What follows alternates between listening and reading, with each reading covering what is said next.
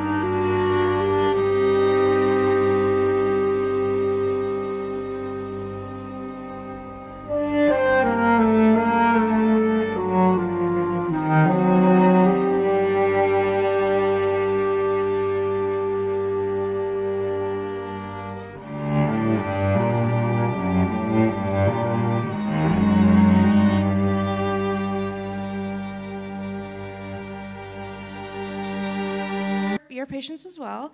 Ahlan wa sahlan. Welcome to the Arab American National Museum, and welcome to tonight's performance. A special welcome to all of our MOVE guests that have joined us after our great few days of events. My name is Fatima Al-Rasul, and I go by she, her pronouns. I am the Public Programming Coordinator at the Arab American National Museum. This evening marks the Dearborn premiere of Terranea, Hakawatia of the Sea. This dance performance integrates oral histories around bodies of water while delving into the memories water itself can hold. It is presented by Badi Watani Dance Project, which is led by Layla and Noel Awadallah. We've been lucky to have Layla in residency with us here at the museum this month, so that is very cool. Stick around with us after the performance. There's going to be a talk back, and also you'll notice along the walls that there are programs. Make sure to scan those and check those out online to learn more. Before we get started, I'd like to ground us. The Arab American National Museum sits on Anishinaabe land and resides within the region with the highest concentration of Arab Americans in the nation.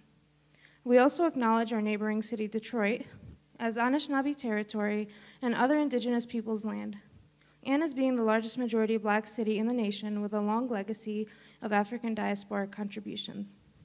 Together, we also uplift and honor the indigenous and diasporic communities from wherever you may be joining us from if you're watching via live stream.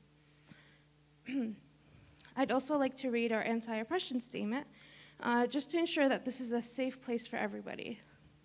In alignment with AE&M's commitment to creating an arts sector rooted in justice, we are committed to ensuring a space that is free of racism, transphobia, homophobia, Islamophobia, ableism, misogyny, classism, or other biases. Our expectation is that our guests will honor these ethics during our events and always. I want to thank everyone again for joining us here. It is Arab American Heritage Month, which is very exciting. Yes.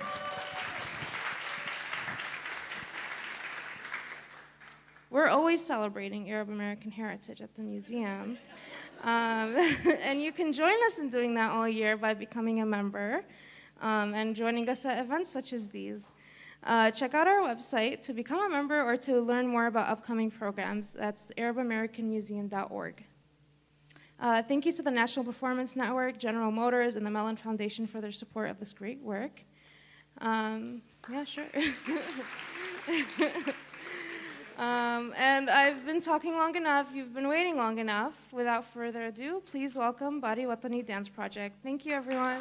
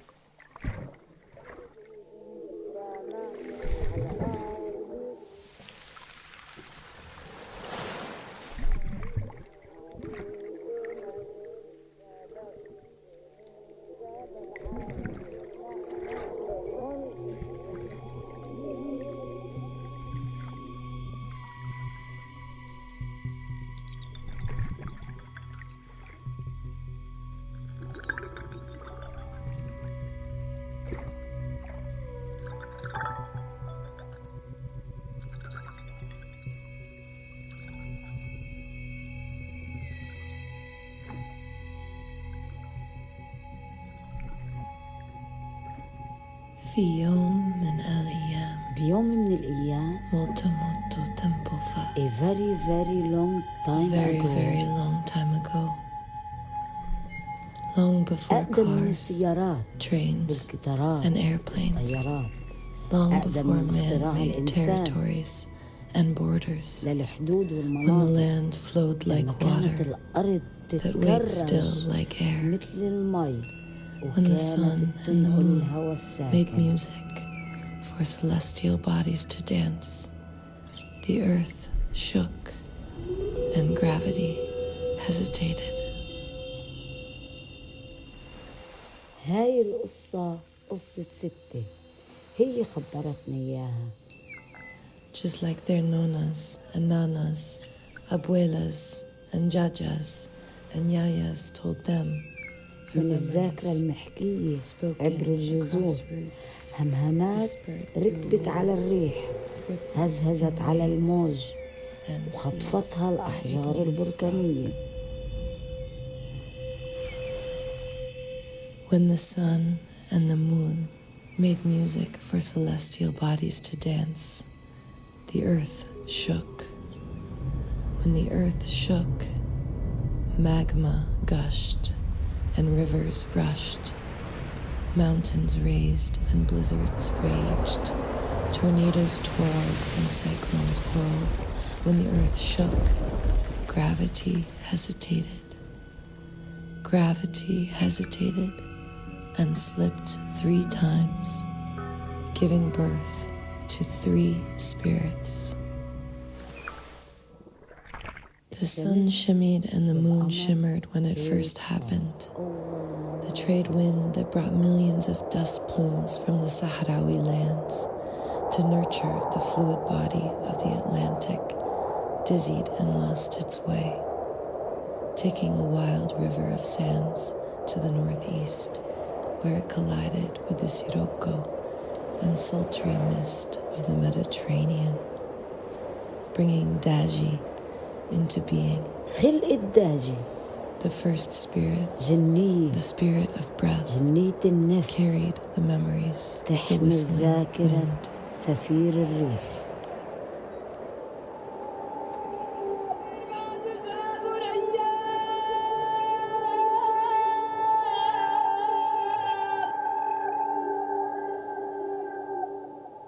لما التمع القمر والشمس نورها بهر زحطت الجاذبية مرة تانية. The second spirit, ربا Rubba, انبثقت من قلب التلة حدبير عميق كان بيسقي أراضي الفلسطينية.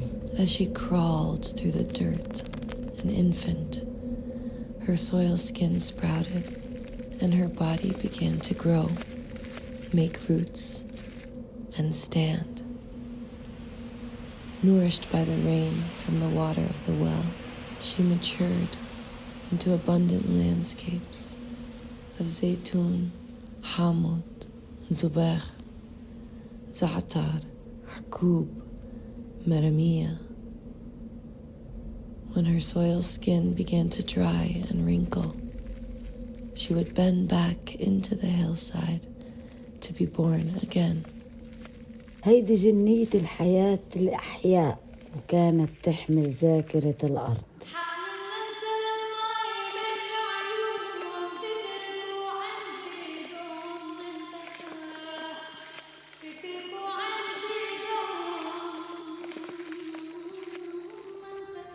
Rubba's perpetual ebb and flow gave pulse and rhythm to Daji's breath.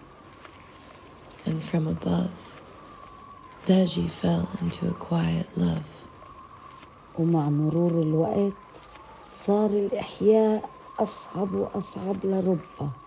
مع مرور الزمان الأرض انسرقت وتقسمت وزيحوها بأسوار وشرائط شائكة.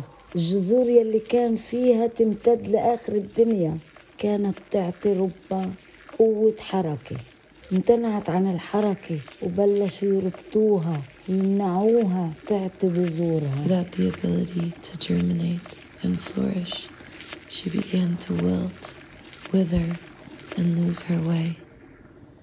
In a moment of strength, she decided to carry her body over a cliff, never to be born again. Daji felt the sudden change of wind and immediately swooped down to catch Rubba in a whirl.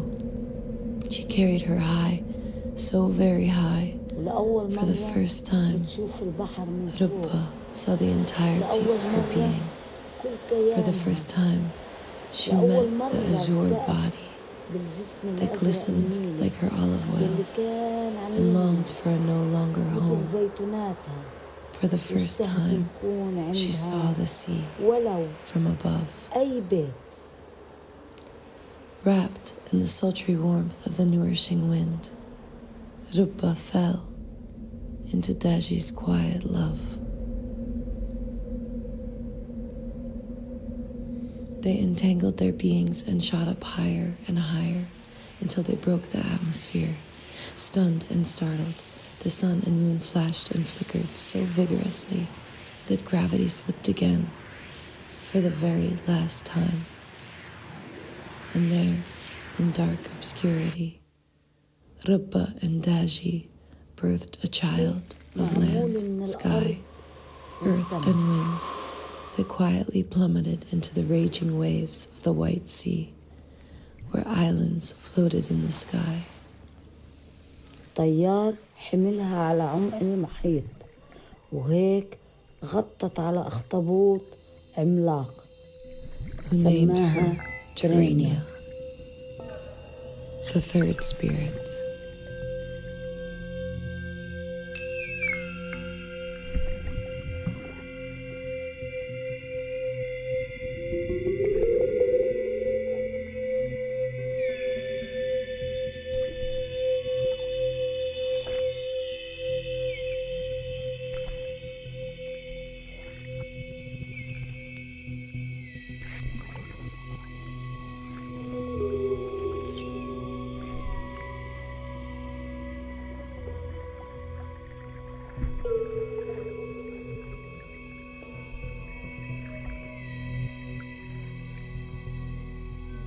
ومع إنه ترينيا كانت بنت السما And والأرض though Terranea belonged كانت to المي land and تحكي sky, معها water وشوشتها قصص Babbling الخسارة undertones والفراق told her stories of loss, والاختفاء قصص departure, كيف كانوا and مثلها vanishing.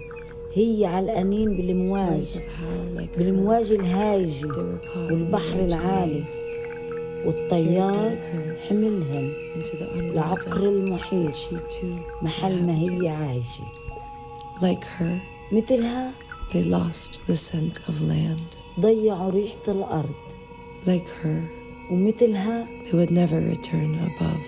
ما رجعوا أبدا لفوق.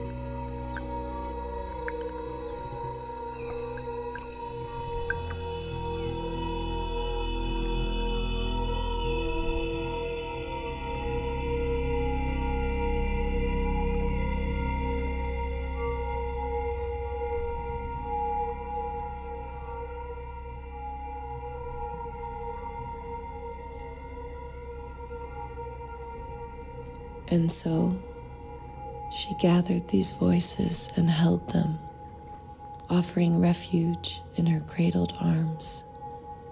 She carried these memories of water and in the spirit of transformation, offered them another home.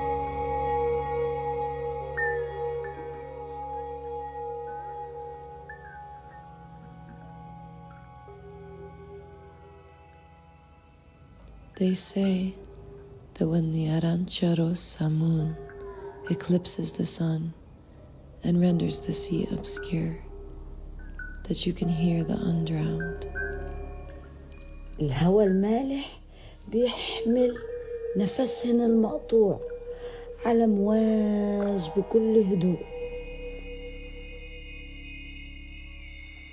Every droplet is an inundating murmur, a revelation of how the water beckons to those who choose to listen. And you, وانت can you hear? بتسمعي شي؟ Are you listening? عم تسمعي؟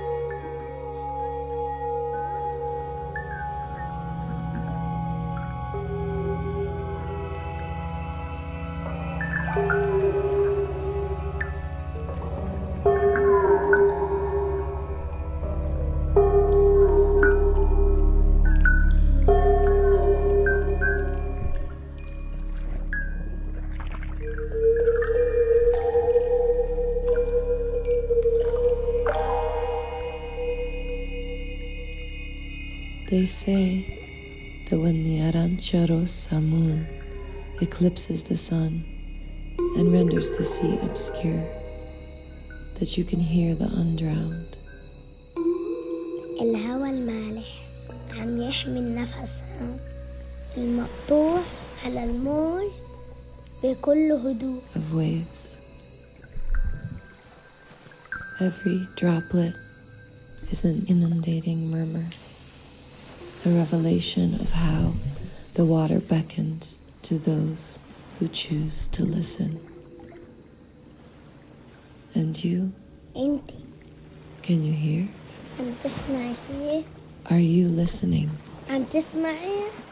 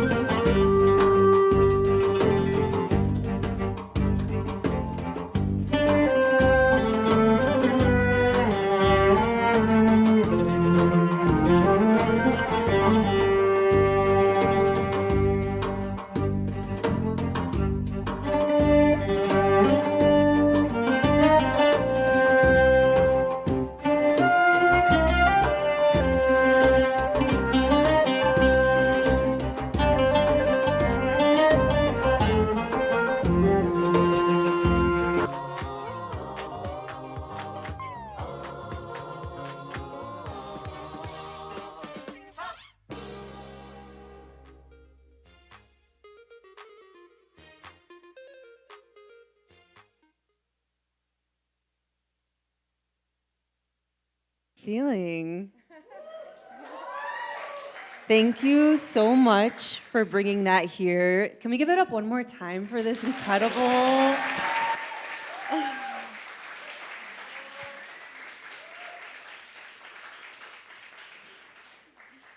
So I have so much to think about and reflect on, and I'm just so inspired by your movement, as I'm sure so many of us here are. So I'm going to ask a few questions, and then I'm going to open up the floor to you all. So just feel these emotions right now. First, how are you feeling?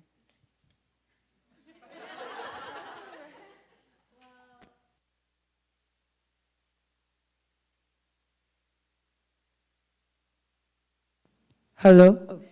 Okay. Hello, everyone. Well, before I answer that, I just want to introduce myself. My name is Leila Awadallah, and I'm so happy to bring this work back to the museum. It was first performed in the parking lot as a solo in 2020, and it was a really wild experience. Catherine Grabowski, shout out over there. And now we're back here almost 3 years later as a huge group with a lot. Well, let me just say, it feels way better than doing it as a solo because it feels really beautiful to dance, to share the space with people and to feel the energy vibrate. So I feel the energy vibrating, like bouncing off the walls inside me, around me. So yeah, and I hope that it's still rippling out there in you all. It's definitely rippling in me. Oh, I have one more thing to say. So something else that's really special, and the person you saw bow by herself is Renee Copeland. She bowed because she's our composer. Our composer's here. Yee! Yeah. Sorry, can I do one more thing? Just Yeah, no, go ahead. Let's introduce the artists. Yes. Hi, I'm Noelle Awadallah. Noelle is a co-artistic director, co-creator, co-collaborator. We worked really together, sisterhood style. Yeah. I'm Emma Marler. Woo! I'm Erica Jo Vibar. I'm Sharita Nalule. And I'm Nikita Kirshner.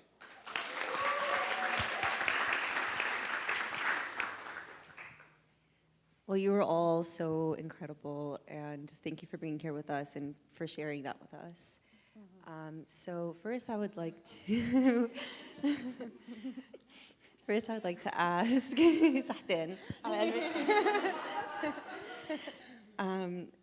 So we heard a lot of storytelling. We heard music. We saw movement, lights, shadows. What is it that inspires you the most from these elements? Wow. If there is something that inspires you the most, or are they all connected? I think in dance performance, the most important thing is the movement to me. The synchronization or the tuning in between our bodies and our knowledge of our own intentions, personally and collectively. And everything can come from there, but we have to hold the movement and the stories of the body first. That's what I would say. Does anyone else want to answer? But also, we have an amazing team. I'm gonna keep shouting out because we had an amazing team coming in to do projection work. Meryl Moorlander, yes, over there. Woo! Salar Ansari on the sound. Chantel on the lights. I don't know where. Oh, Chantel. Yeah. And we've been working all week. The museum knows because we've been like, hey, we're in the annex every day, all day, putting all the elements together. So, yeah. And I have to do one more shout out to this, sorry. I'm like frazzled because it's so exciting. The second wave, our guest artists from this area, from this land, our friends in the back, Bree, Celia, Biba, Ellie, Marley, and Renee. We have such an amazing opportunity to take this on tour and to invite in friends we've met along the way to move with us. And so it's a really special part of the performance, so thank you. That's really beautiful. So you talked about movement, and there's obviously a lot of mention of water in this, Watani, Body Watani, and there's artists traveling, and there's local artists, a lot like water. Do you want to talk more about that, and what kind of story you're telling with that kind of mention of water and the movement of water? Yeah, I think that, well, this piece starts with the Mediterranean Sea as a site of rupture, as a site of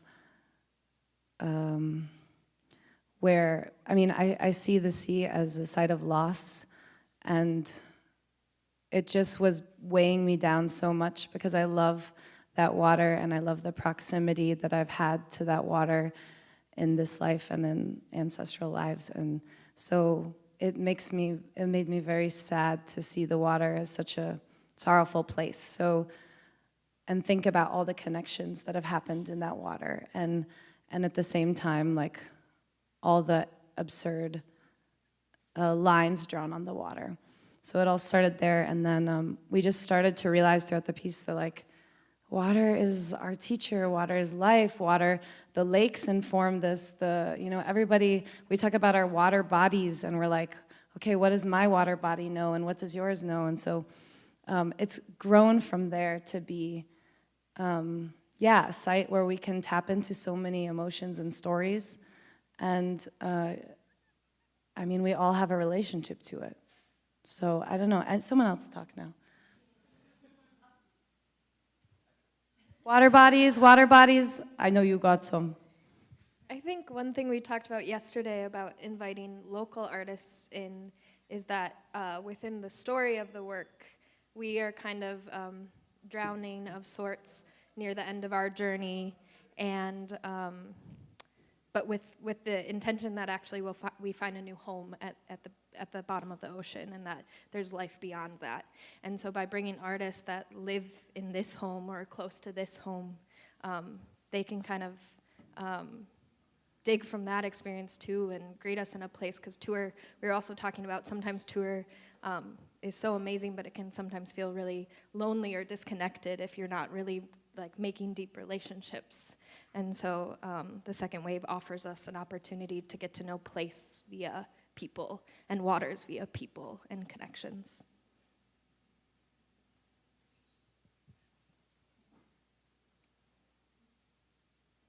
Sorry, I'm processing a lot, and if I get emotional on this stage, you guys are all gonna cry with me, because I'm not gonna cry alone.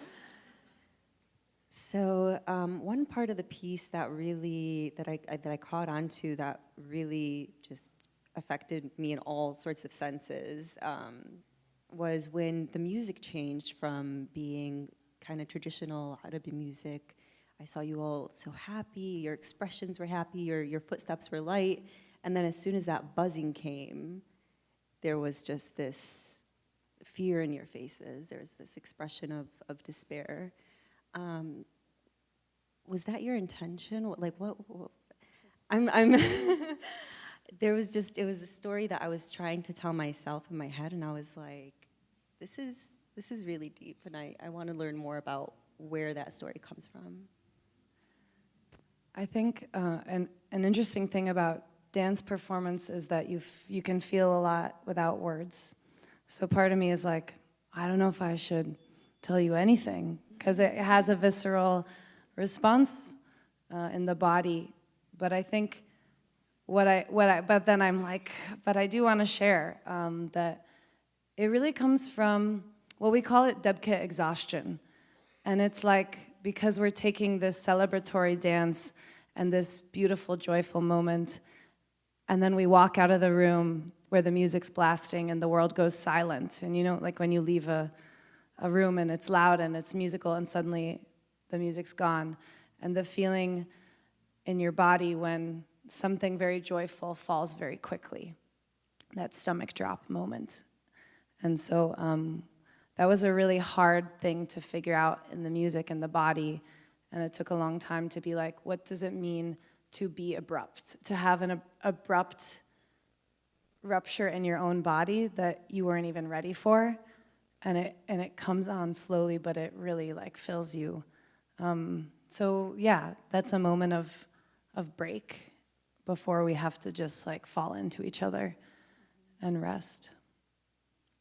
And it really, I, like that moment in the performance really comes from going to a lot of Palestinian weddings in the refugee camps in Lebanon and just dancing crazy, having so much fun, and then walking out and just being in the refugee camp and feeling the sound go away and just looking around and, yeah, feeling Palestine like in that way.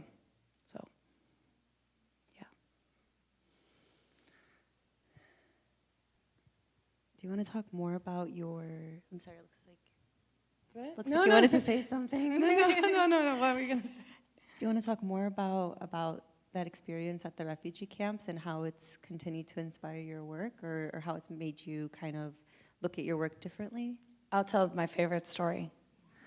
Okay, so Noel, Nikita, and I were in the Borja Barajni camp outside of Beirut, and or in Beirut, and we were invited to perform at like 10 a.m. at a market, and so we made this like improvisation to a beautiful Palestinian song, like slow, and we practiced it in the kitchen and then went over, and we got there and I was like, oh no, I feel like we need to have more energy. We need to do something more energetic. So we're like, okay, when the slow song stops, we'll switch to the fast like party song, and we had a choreography to the party song. And so we got up on the stage and we did our slow dance, and it was nice and pretty. And then the party song came on and we started doing our choreography. But then all these like tetas and aunties like ran up on the stage and started flooding the stage and dancing. So we were like, I remember like trying to do the choreography like a little bit longer, and then it was just like, all right, we're just. So I feel like that's one of the stories that like comes up when we were like making that section of when we just pull our friends up on stage and dance, comes from that memory. So, yeah. Yay.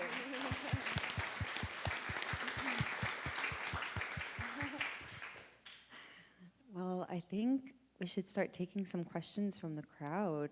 I bet you all have questions, but before I do that, I'm sorry, is there anything else that you would like to share, that you would intentionally like to share right now? Sometimes in talkbacks, it feels like scary or pressure, or you have to think of a really cool question. So I want to invite you all, anyone who has a question, to think of it as a draft. It doesn't have to be the perfect question. Something you're curious about, or maybe something you noticed in your body that you'd be so kind to share with us, because it's really interesting for us to hear how you experience the work.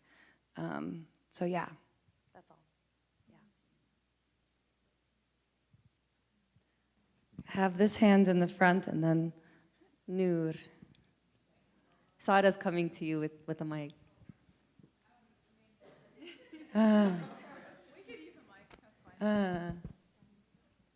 Hi. Thank you for the stunning performance. I was within my body. I felt a close proximity to like joy and also desperation and resistance. And I wondered if you could talk about the relationship between those three in the work and how they were manifesting as you were creating them.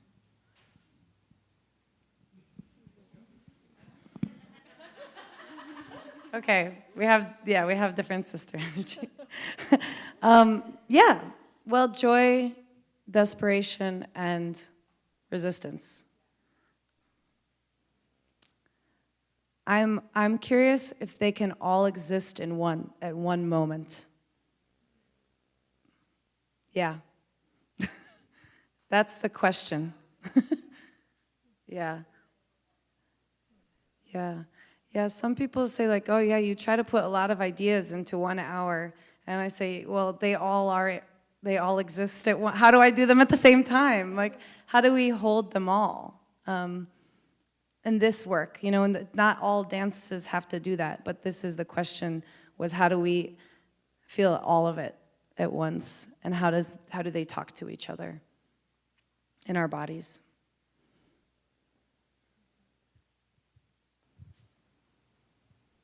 No, nothing? What? Okay, more questions. This hand keeps. Who are they? I'm just. Yeah, raise your hand. I see you. This hand has been. I wanted to say that your teamwork while you danced was really beautiful, and I mean there were moments where you all were on top of each other, and I was wondering how long has like the 6 of you been dancing together? That makes like, because that like there had to be a lot of trust in that situation, and I was wondering how long you guys have been together. Well, we've been together for 27 years. I'm older. No, but we've been rehearsing this group for about a year. But no, more than a year. 2 years. Oh God. 2 years, and we've been slowly growing. Yeah. Does anyone want to talk about? I just think what's unique about this group that I thought of today is that many of us were actually friends first versus dance collaborators, and I think that is also why we can sink in so deeply and why it feels so honest instead of a surprise group that you've maybe then build a relationship from, but the relationship was friends first, and yeah.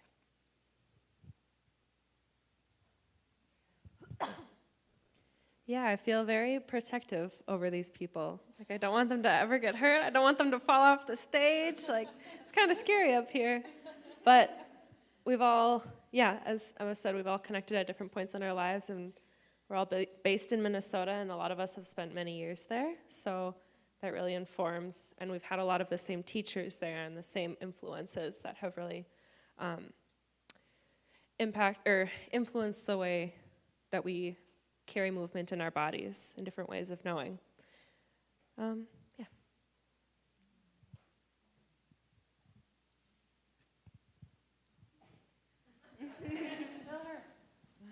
Do you want to choose? No, you choose. Thank you all for your work. Really beautiful. I was wondering if you could speak on, because you're working with the Mediterranean, and the Mediterranean wasn't always Arabic. And one of the things that's really interesting is how cultures cross also kind of in pre-Arabic culture as well. Especially talking about things lost to sea. There's a history of, Greek and Roman and other cultures, there are artifacts being at the bottom of the sea, and that also being other points in which different parts of the Mediterranean were united. I was wondering if you could speak a little bit on the exploration into the history of the Mediterranean, how much there was an investigation into the pre-Arabic identity, though those areas were still connected, how much was more on the formation of the Arabic identity and that whole mythology, and anything in between or related. Thank you. I don't think of the Mediterranean as Arabic, but I know what you're talking about. The Arab, North Africa, Southwest Asia, Southern Europe. I think we did do a lot of, when I started this work, I was alone in a residency in southern France, reading books in a library a lot about the Mediterranean and reading all these mythologies and the ways, like the connections between Lebanon and Egypt were so smooth because of the wind patterns and because of the way wind and currents could allow boats to move so easily between those two places. Whereas I was reading about this wind off the coast of Algeria that was like sinking ships all the time.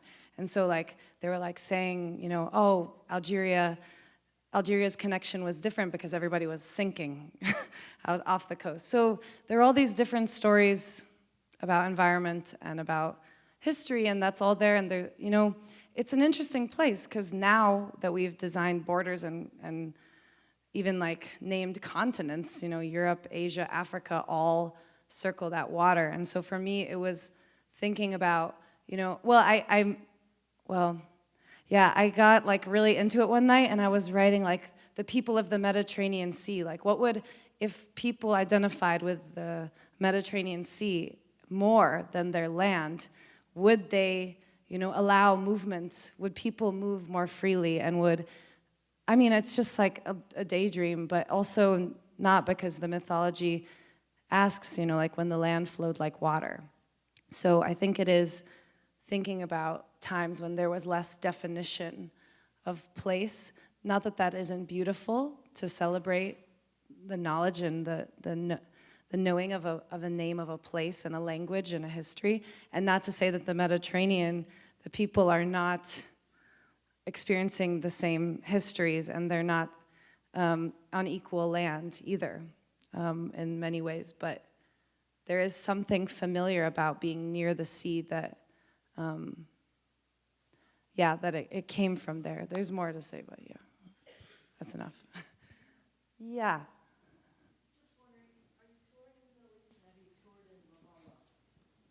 Inshallah.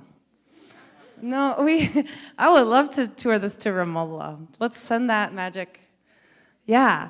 Ramallah. We performed this work in Lebanon, in Beirut and in Hammana, with artists there in the fall. So that's actually, it's been a process with artists here and in Lebanon back and forth for 3 years. So it has their stories as well.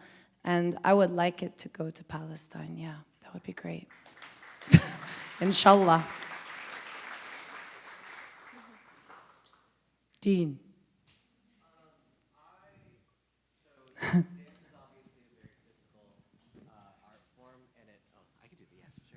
Hi. So dance is obviously a very physical art form, and it kind of forces you to be in your bodies as it's happening. And I'm curious, just because, you know, there was so much in this work that I'm sure took you to a lot of different emotional places. And you know, as a performer myself, like thinking about like what you think about when you're on stage in the middle of your piece, right? And I'm wondering if there is a particular part in the work that you look forward to, like that you're excited to perform. Yeah. That's kind of a question for everybody. Yeah. You're not really excited about that one.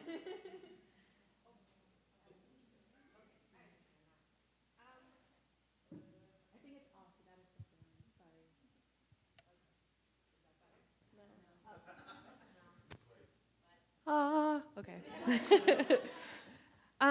Yeah, I think this isn't necessarily a moment I look forward to, but something that I cannot avoid no matter what I do is when I spend a whole section of the piece walking from one side to the other and there's a duet and a trio happening. That, and in this performance just now, I felt a lot of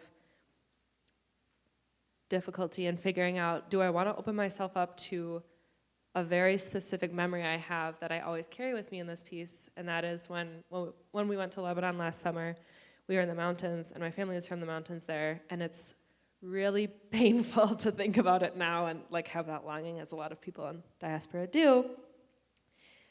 But it feels very intimate to share that and see the mist on the mountains in the concrete wall and to carry that all the way through.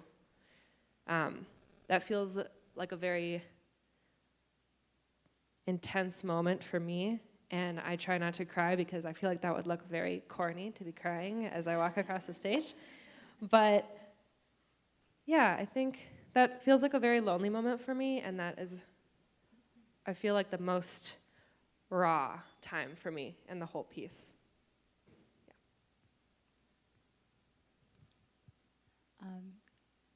I think similarly to that, it's called land longing.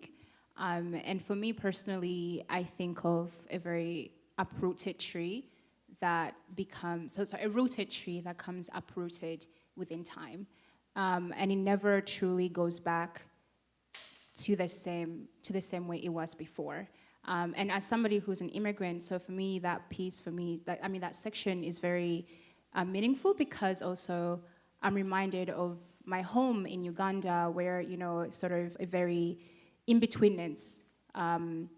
Though that I have ancestors, family still there, it just feels like I never truly go back to the way I was in connection to it, even though I still have a very deep-seated connection to that land there, with my family still there too, still, but yeah.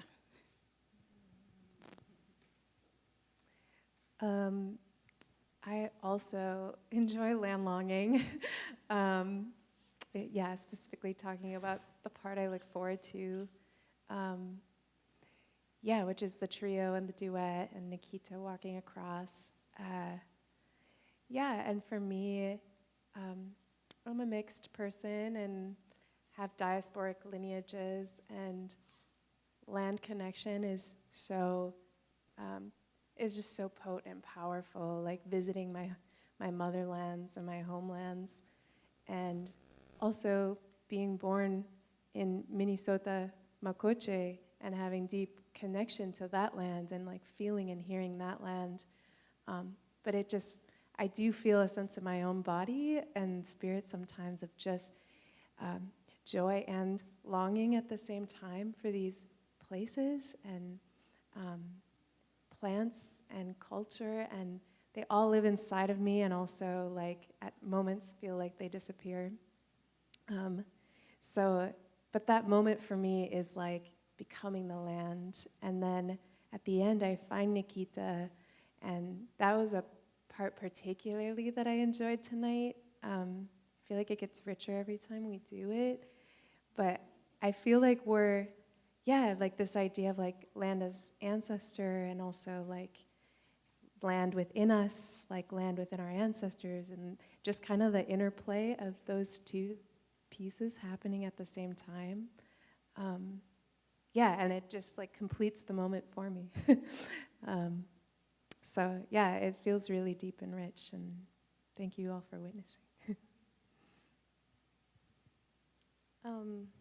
I would definitely also say land longing, but for the sake that we heard so much, I'm gonna turn myself.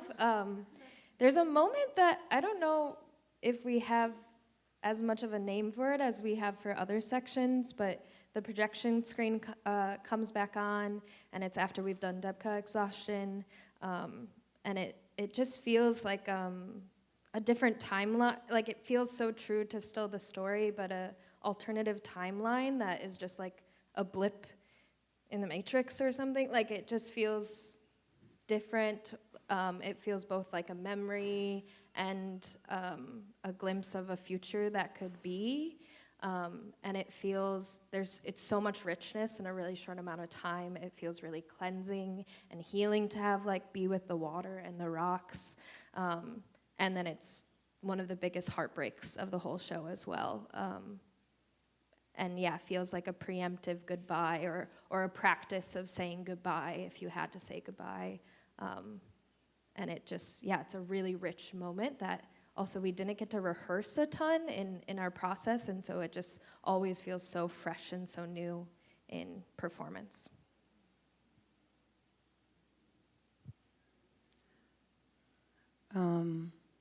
I was just listening so vividly, I wasn't thinking of my own. I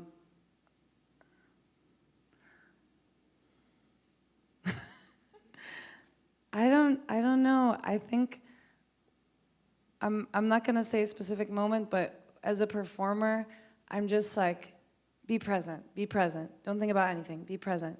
And I just keep, I think it's not inherent that you're present. Sometimes you're like, I'm thirsty, I want a sandwich. Like, does my hair look crazy? I think about that too. And I'm just like, be present. And like, the music calls me back and the people call me back. And so I think that also, I mean, and I saw the cars driving by out there. And that was also interesting. Yeah. I feel like lights passing. Oh, you have one. I have one. A specific moment, I think, is in the last section when we're drowning and the projection comes up and the second wave dancers come up. And we talked about that meeting as like, there's so much grief in the sea and in the waters, and these beings that we call to, that come and join us on stage, have this deep knowing of grief, because you don't know how to grieve, you learn how to grieve, and they've learned how to grieve in their histories and timelines, and we're new to this grief. So it's this old and new grief meeting each other, knowing that they still have things to teach each other. So I think of that moment of seeing new beings in the water with us as like curiosity and welcoming and a learning.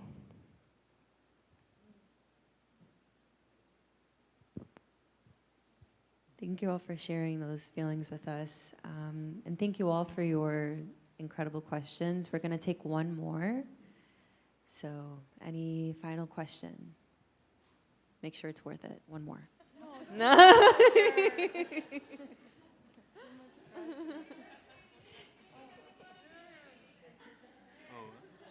I'm kidding, you guys. All these questions have been amazing. You're not from the Okay. Wait, what? I don't. She's talking. We bought one here. Because you have them so many here. Yes? We're the kitchenware store. Yeah. should already ask. Okay. Hello. Remarkable work, everyone. Obviously, Layla, I'm gonna get emotional. I don't get emotional in front of people, but wow, my friend. Just wow. Yeah. But my question is not that profound. I can't wait to hug you, though. And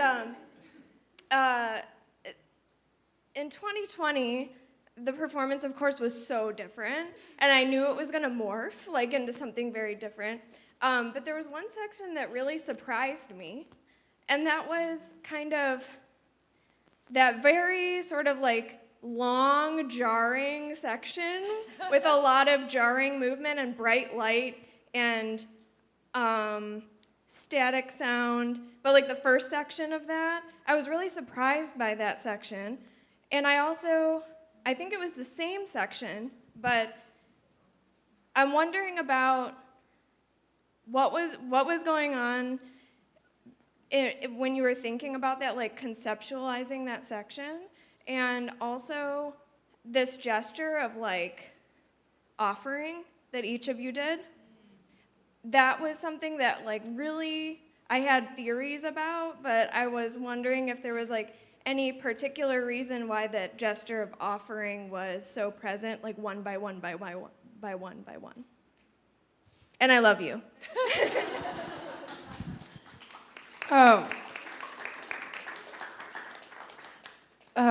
The reason this makes me cry so much is because, Catherine, thank you for believing in me. Thank you for believing in this work, because I left Catherine's house and she was like, apply for NPN. And I was like, I'm not good enough for that. And you told me I was. And yeah, I just feel like so much of this exists because you believed in me. So thank you. Really.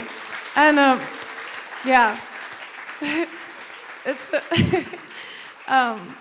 so yeah, that section is called stuckedness. We like names.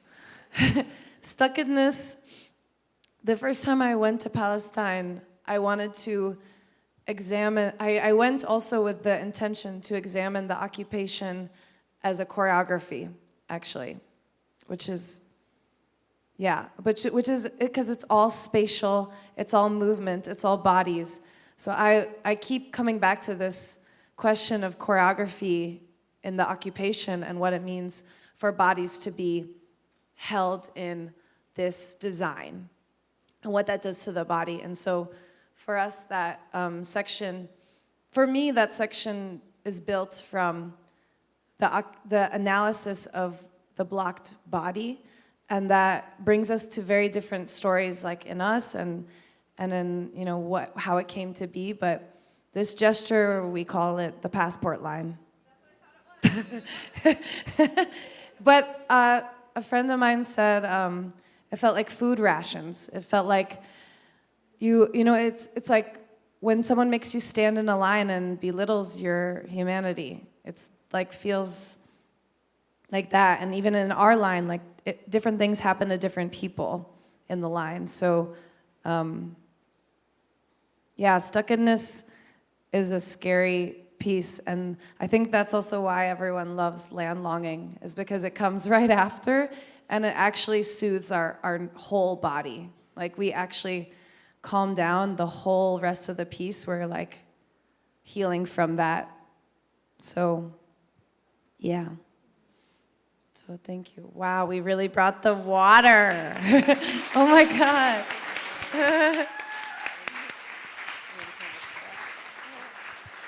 Thank you so much for all of this, for helping us feel this, for bringing the water, as you said.